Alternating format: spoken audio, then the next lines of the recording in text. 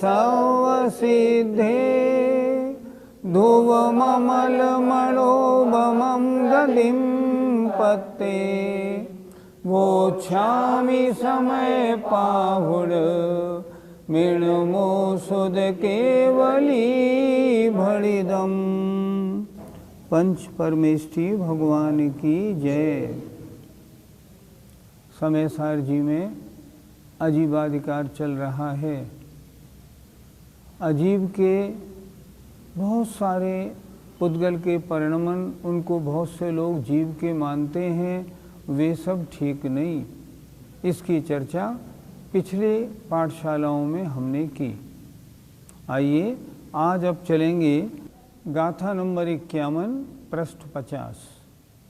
देखिए, बवहारस दरीसण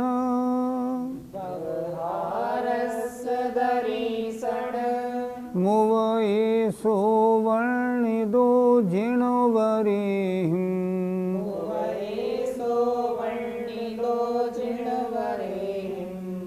जीवाये दे सवे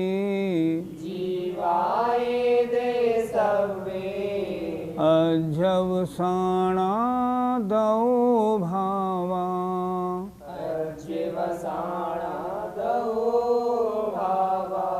बोलिए, बवहारस दरीसण मुवये सोवर्णिदो जिणवरेहिं जीवाये दे सवे अजवसाणा दो भावा।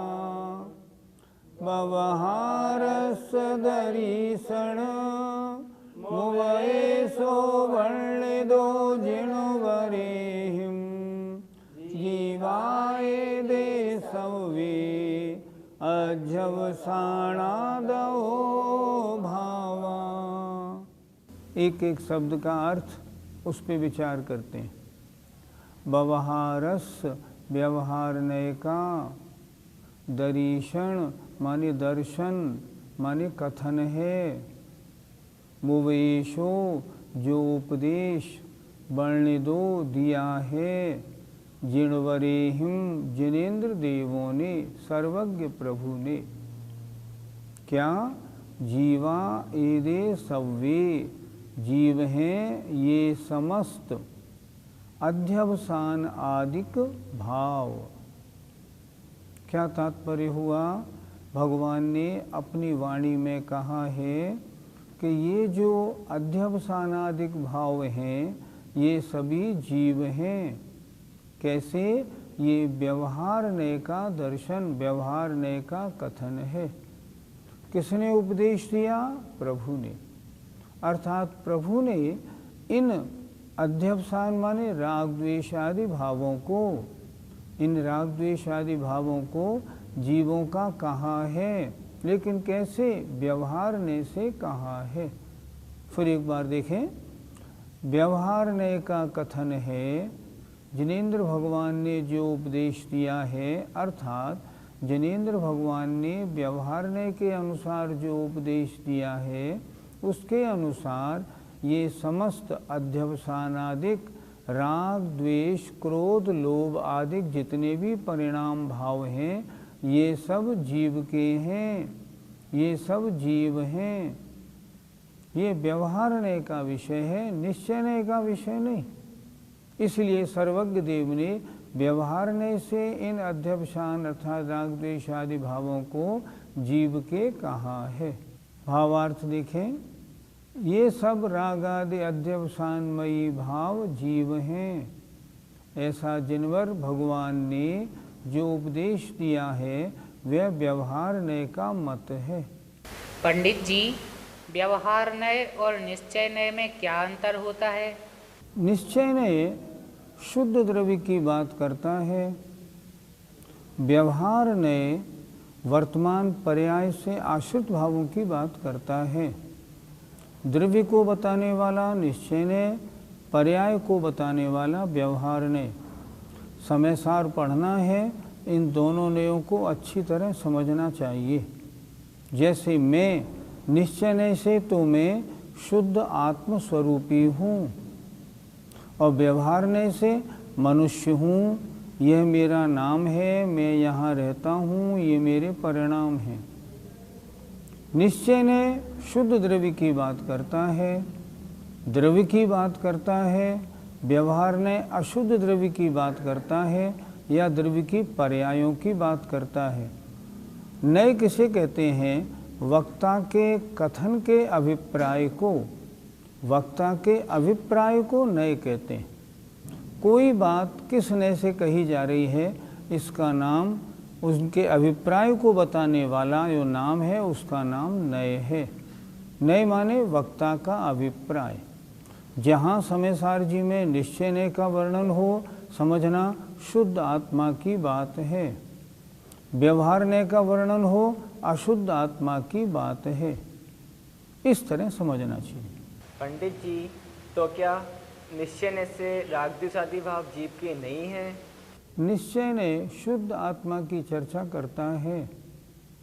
क्या शुद्ध आत्मा में राग द्वेष आदि भाव होते हैं? नहीं होते। तो राग द्वेष आदि परिणाम जीव के हैं, ये व्यवहारने से हैं, निश्चयने से नहीं। निश्चयने और व्यवहारने दोनों परस्पर में विरोधी होते हुए भी दोनों एक द्रव्य की बात करते हैं, दूसरा उसी द्रव्य की पर्याय का बात करता है।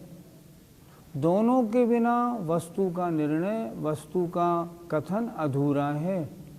दोनों को जानना जरूरी है, लेकिन ये राग द्वेष आदि भाव जो हैं ये निश्चय से जीव के नहीं, निश्चय से तो जीव के शुद्ध ज्ञान दर्शन आदि जो भाव हैं वो ही जीव के हैं। पंडित जी, यदि हम व्यवहार नए को ना माने तो? ये त्रस जीव है, ये स्थावर जीव है, ये स्त्री है, ये पुरुष है, ये सारी चर्चा कैसे है? ये सारी चर्चा व्यवहारने से है। सामने कोई चींटी है, इस चींटी को मारना नहीं। आप बोलोगे मैं व्यवहारने से चींटी नहीं मानता, मैं तो इसको आत्मा मानता हूँ और आत्मा मरती नहीं, मेरे पैर रखने से क्या दिक्कत है? तब तो क्या होगा? सारा धर्म ही समाप्त हो जाएगा। फिर अहिंसा कैसे रहेगी ये बताओ? फिर चारित्र का पालन क्या होगा? जब तुम अपने आप को व्यवहारने से संसारी नहीं मान रहे हो, मनुष्य नहीं मान रहे हो, तो क्या अपने आप को शुद्ध आत्मा मानोगे? जब शुद्ध आत्मा हो अगर मान लो, व्यवहारने से तुम संसारी नहीं हो, तो यहाँ क्यों हो? फिर आत्म कल्याण की चर्चा क्यों करते हो? तुम्हारी आत्मा का कल्याण तो हो गया नहीं, ऐसे तो सब कुछ गड़बड़ हो जाएगा। मान्यता दोनों बनानी पड़ेंगी, निश्चयने की भी और व्यवहारने की भी। यद्यपि ये रागादिक भाव मेरे हैं, मैंने किए हैं, मुझ में हुए हैं, बिल्कुल इनका फल मुझे भोगना है, पर वास्तव में ये मेरे स्वभाव नहीं, ये मेरे स्वरूप नहीं, ये वैभाविक भाव हैं। इनके कारण तो आश्रव बंध आदि होने से संसार में परिभ्रमण होता है, अतः ये त्यागने योग्य हैं। इसलिए नए कौन सा मानना पड़ेगा? दोनों नए मानने पड़ेंगे। ये भगवान के कहे हुए हैं। गाथा में देखो, कुछ लोगों का कहना है व्यवहार ने तो झूठा है। नहीं, अगर झूठा है तो क्या लिखा इस गाथा में? वर्ण दो जिणवरे ही, जिनेन्द्र भगवान ने कहा है। व्यवहारने का वर्णन भी जिनेन्द्र भगवान करते हैं और निश्चयने का वर्णन भी जिनेन्द्र भगवान करते हैं। जैसे एक पक्षी दो पंखों से उड़ता है, उसी तरह वस्तु का निरूपण निश्चय ने व्यवहार ने दोनों के द्वारा होता है। जिस समय हवाई जहाज ऊपर उड़ता है, दोनों पंख बंद होते हैं, अपने पैरों को दबाता है, चलता है तो दोनों पे चलता है। उसी तरह ज्ञानी निश्चय और व्यवहारने से आत्मस्वरूप का निर्णय करता है, और जब शुद्धोपयोग में लीन होता है तब नई की चर्चा को छोड़ देता है। क्यों? आत्मा के शुद्ध स्वरूप में उस समय डुबकी लगानी होती है, उस समय विकल्प नहीं रहते, नए विकल्प तो हैं ही। इसलिए व्यवहारने और निश्चयने दोनों मानने योग्य हैं, एक भी झूठा नहीं है। एक द्रव्य को बता रहा है, एक पर्याय को बता रहा है। आइए इस गाथा का पद्यानुवाद देखते हैं। जो राग रोषमय भाव तुझे दिखाते, वे जीव मात्र व्यवहार तया कथाते। ऐसा सदा कह रही यह जैन वाणी, पीले तृषा जट बुझा अति शीत पानी। शिष्य ने कहा, भगवान आपने जो गाथा नंबर 51 में कहा है, जरा इसको उदाहरण से स्पष्ट कर दें। तो आचार्य कुंद महाराज ने गाथा लिखी 52 और 53। आज हम 3 गाथाएं करेंगे, 52 और 53 दोनों करेंगे क्योंकि वो दोनों जुड़ी हुई हैं। आइए गाथा नंबर 52। रायाहुणी गदोतिया,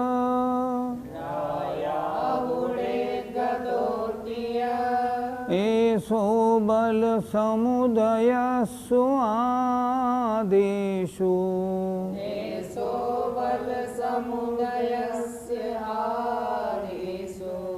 व्यवहारेण दोच्यते,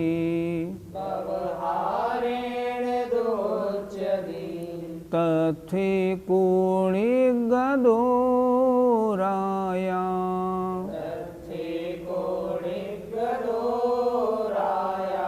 बोलिए, रायाहुणी गदोतिया, ऐसो बल समुदय आदेशो, व्यवहारेण दोच्यते, तथे कोणि गदो राया। रायाहुणी गदोतिया, ऐसो बल समुदय आदेशो, व्यवहारेण दोच्यते, तथे कोणि गदो राया। राजा ही निगदो निकला है, तिय इस प्रकार का। ऐसो यह बल समुदायस्य, सेना के समूह को, बल के समुदाय को, बल माने सेना, सेना के समूह को निकलते देख कथन है। क्या समझा रहे हैं? देखो, कहीं राजा की सेना निकली, 2, 3, 4 मील लंबी निकल रही है, तो कोई पूछेगा कौन निकल रहा है? राजा। तो क्या वो सारी सेना राजा है? नहीं, सारी सेना तो राजा नहीं, राजा तो एक ही आदमी है, बस 2-3 फीट में चलने वाला। तो ये सब क्या है? ये राजा की सेना है, इसको राजा कहा जाता है। राजा निकल रहा है। इसी तरह आचार्य कह रहे हैं, ये जीव के परिणाम है, राग द्वेष आदि। तो ये जीव के परिणाम है, इनमें जीव तो एक आत्मा मात्र है। ये सारे जो परिणाम है ना, ये परिणाम तो कर्मकृत, कर्म के उदय के कारण सारे हैं। इनमें आत्मा तो एक ही है। उसी तरह जो फौज निकल रही है, वो 2-4 किलोमीटर लंबी है, पर राजा तो एक है। फिर देखें नीचे की 2 पंक्ति, व्यवहारेण, व्यवहारने से, उच्चदी, किया जाता है। क्या? ये कथन। तथ, वहाँ तो एको, एक ही, निगदो निकला है, राजा, राजा तो एक ही है। उसी तरह राग द्वेष काम क्रोध मद लोभ आदिक, ये सब जीव के हैं, लेकिन जीव तो इनमें मात्र एक ही है, अन्य नहीं है। इस तरह इसको समझना है। ये उदाहरण है। अर्थ देखिए इसका, सेना के समूह को निकलते देखकर राजा ही निकला है, इस प्रकार का जो कथन है वह व्यवहारने से किया जाता है। वास्तव में तो वहाँ एक ही राजा निकला है। राजा तो एक ही होता है। इस तरह आत्मा तो एक है। ये सब परिणाम वैभाविक परिणाम हैं, कर्म आदि के उदय के कारण बने हैं। निश्चय ने आत्मा की बात करता है और व्यवहार ने अन्य के कारण होने वाले सारे वैभाविक बातों की बात करता है। जैसे राजा निकल रहा है 4 किलोमीटर में, निश्चय ने कहता है राजा तो एक है, ये राजा की सेना है, राजा नहीं। इसी प्रकार राग द्वेष आदि परिणामों के बारे में समझना चाहिए। पंडित जी, तो ये राग आदि भाव फिर किसके हैं? जीव, अगर शुद्ध जीव में देखें तो राग द्वेष काम क्रोध आदि कुछ भी नहीं मिलेंगे, क्योंकि ये शुद्ध जीव की चर्चा में नहीं आते। इसलिए रागादिक भाव किसके हैं? व्यवहारने से आत्मा के हैं, आत्मा ने किए हैं, आत्मा में हुए हैं। निश्चय से, निश्चय ने शुद्ध आत्मा का वर्णन करता है, उसका राग द्वेष से कोई संबंध नहीं, वो तो ज्ञायक भाव मात्र आत्मा की बात बताता है। निश्चय से रागादिक भाव आत्मा के नहीं है। आइए इस गाथा का पद्यानुवाद देखते हैं। हे जार ही रभस से चतुरंग सेना, भूपाल है चल रहा पर मान लेना।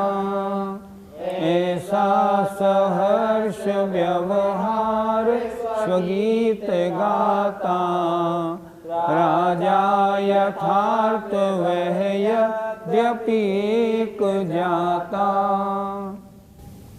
इससे संबंधित एक दूसरी गाथा है, गाथा नंबर 53। आइए उसको भी ले लेते हैं आज।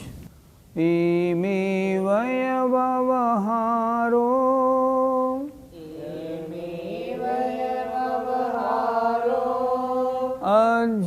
अध्यवसानादि अर्ण भावाणम्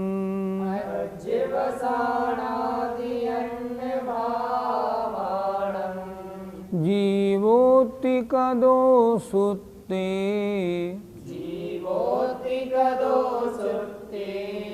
तथे कोणिच्छिदो जीवो।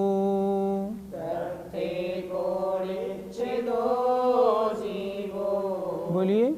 एमेव व्यवहारो अध्यवसानादि अर्ण भावाणम् जीवोति कदो सुत्ते तथे खोणिच्छिदो जीवो। एमेव व्यवहारो अध्यवसानादि अर्ण भावाणम् जीवोति कदो सुत्ते तत्ते खोणिच्छिदो जीवो। गाथा के एक एक शब्द को अब समझते हैं। एमेवय, इसी प्रकार, व्यवहारो, व्यवहारने से, अध्यवसानादि, अध्यवसानादिक, अर्ण भावाणम, जीव से भिन्न भावों को, जीवोत्ति कदो सुत्ते, सुत्ते माने परमागम, जिन वाणी में जीवोत्ति ये जीव है जो ऐसा कहा है, तत्थ एको, वहाँ एक ही है जीव, निच्छिदो, निश्चय से। जीव के इतने सारे परिणाम जो बताए हैं व्यवहारने से, वास्तव में जीव तो ज्ञाता दृष्टा एक ही है। फिर एक बार देखते हैं। इसी प्रकार व्यवहारो, व्यवहारने से, अध्यवसानादि, अध्यवसानादि, राग द्वेष आदि जो अर्ण भावाणम, जीव से अन्य माने भिन्न भाव हैं, जीवोत्ति कदो सुत्ते, सुत्ते माने परमागम में ये जीव हैं ऐसा जो कहा है, तत्थो निच्छिदो जीवो एको, वहाँ निश्चय से जीव तो एक ही है।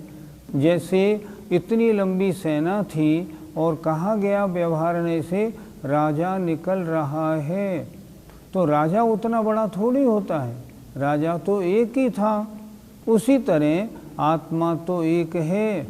ये सब जो राग द्वेष आदि काम क्रोध आदि जो भाव हैं, ये तो कर्म के उदय से होने वाले परिणाम हैं, ये विभाव हैं।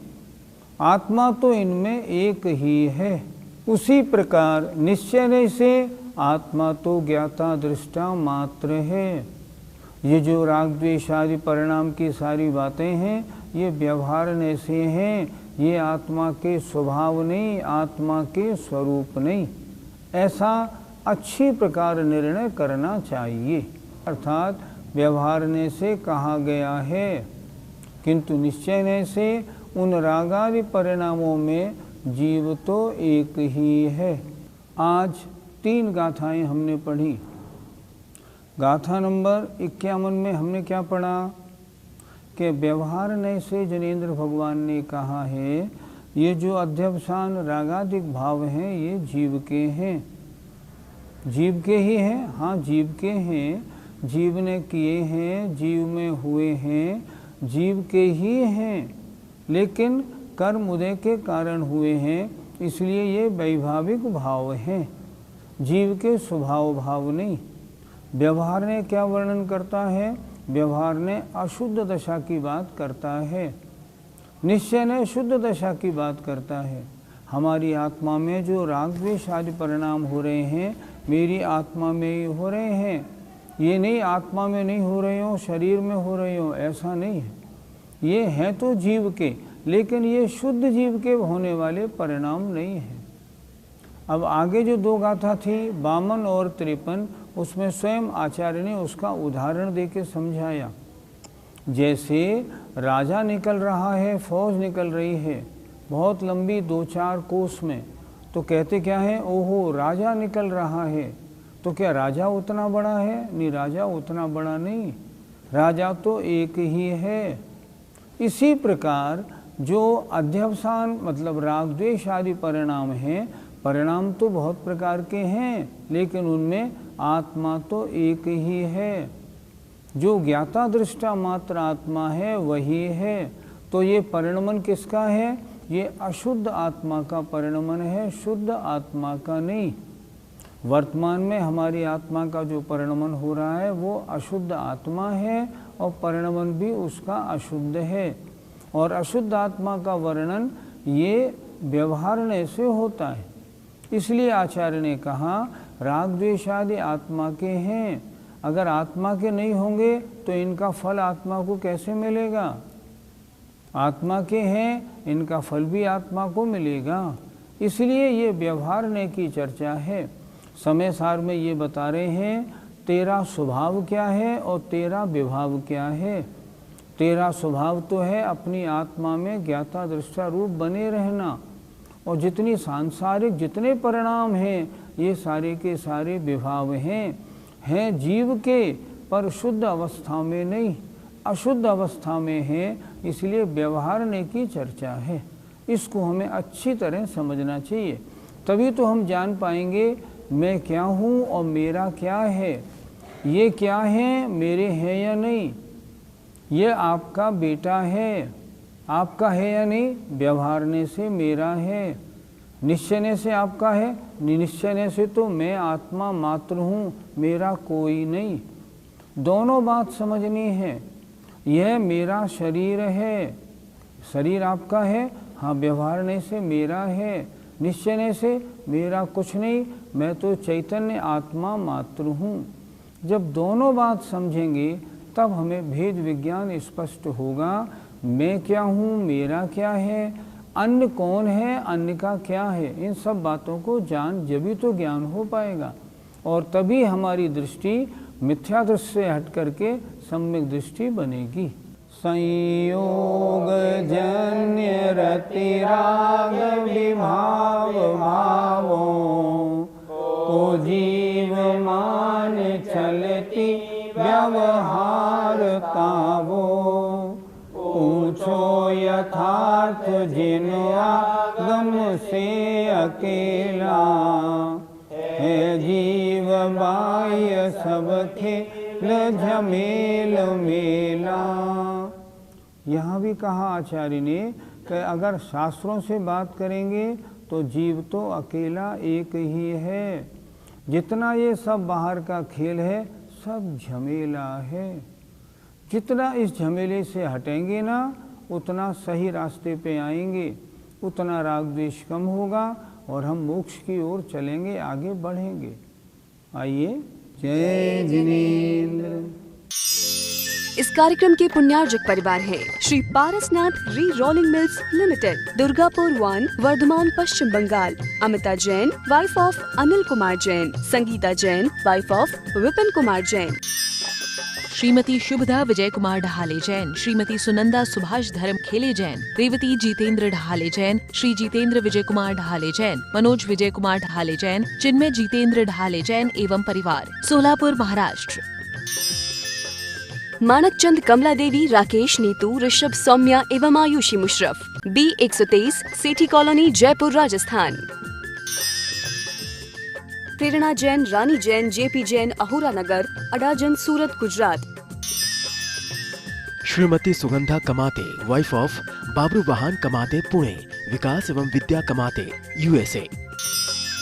श्री 1008 पार्श्वनाथ दिगंबर जैन मंदिर, 344/4, गोविंदपुरी महिला मंडल, गोविंदपुरी, कालका जी, नई दिल्ली 19। हितेश हसमुखलाल शाह, माता रमीलाबेन परेख, वडोदरा, गुजरात।